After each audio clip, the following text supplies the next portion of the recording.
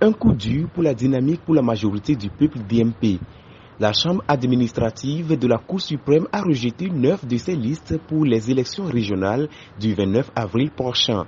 La raison, une erreur d'inattention lors de l'enregistrement de la liste régionale à Guenièvre qui a entraîné la violation de l'article 241 du Code électoral interdisant à un candidat de figurer sur plus d'une liste.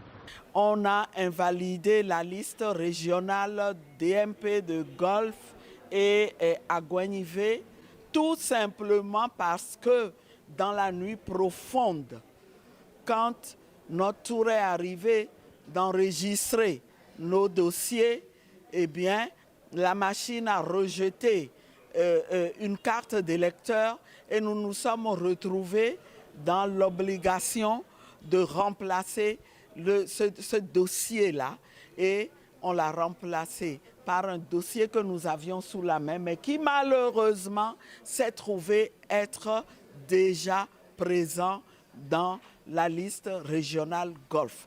Alors on a jugé bon de punir les deux listes et de punir tous ces candidats alors que le code électoral ne prescrit pas cette sanction qui est une injustice et que nous interprétons comme une volonté manifeste d'affaiblir politiquement un adversaire qu'on redoute. Cette erreur a coûté cher à la DMP qui se retrouve privée de 9 de ses 24 listes régionales. Un revers important pour le parti qui ambitionnait de jouer un rôle majeur dans ces élections.